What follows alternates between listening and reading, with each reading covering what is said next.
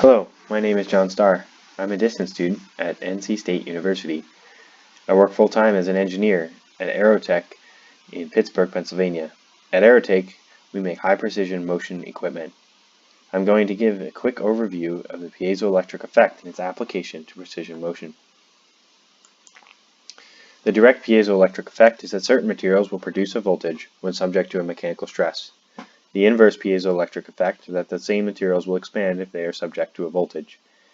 This means that if you take a piezoelectric material and deform it or compress it, it will produce a voltage, and that if you apply a voltage to it, it will expand.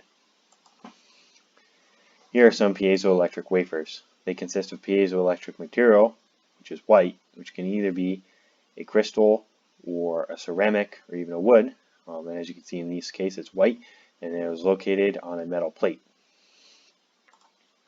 Here I have the wafer connected to a multimeter. You can see when I start deflecting the wafer that it produces a voltage. I'm able to generate up to about 1.5 or 1.8 volts. You can see when I stop deflecting the wafer, the voltage drops, goes down to about 0. I was able to get to minus 1.9. As you can see, when I press on the wafer, I get a positive voltage. When I let go, I get a negative voltage.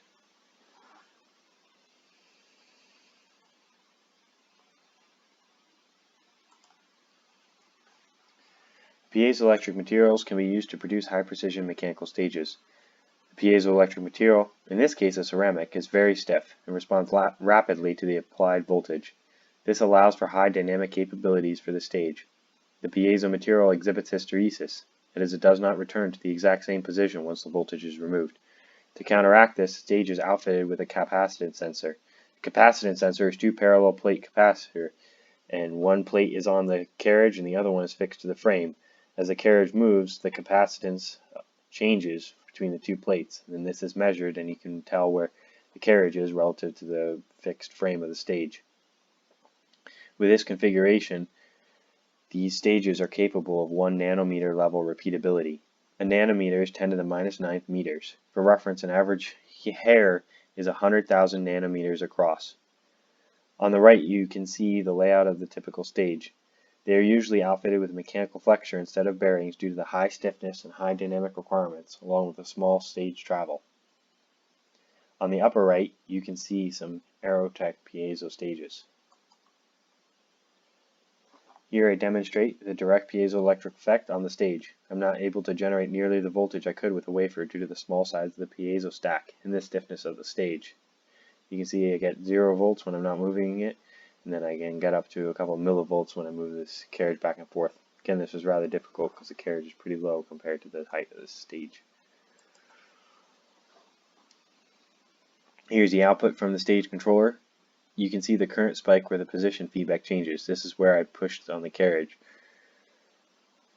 The top plot is a position feedback, and the lower red line is the current feedback. You can see the green arrows where the position feedback changes and the corresponding current spike from the resulting voltage. Unfortunately, there's too much noise in the voltage signal for me to get a reading. You can see the voltage signal down at the bottom in blue, and as you can see, it's just way too noisy. This is why I had to take that reading with a multimeter. Here I demonstrate the inverse piezoelectric effect. I'm applying a voltage to a piezo stack, and as you can see, the carriage is moving. I have the stage set to 10 Hz frequency over a ½ millimeter travel. Here's the controller feedback. The top arrow points to the position feedback, and the bottom arrow points to the voltage feedback. You can see as the more voltage is applied, the piezo stack expands, which moves the carriage. The position and voltage are proportional to each other and in phase. Here's a stage moving at 100 Hz over the same ½ millimeter travel. This is really quick. That is a big advantage to piezo stages. This is what the output looks like. It's pretty much the same as before, except that everything is at a higher frequency. So that's all I have for you today. I hope you have a better understanding of the piezoelectric effect and how it is applied to precision motion stages.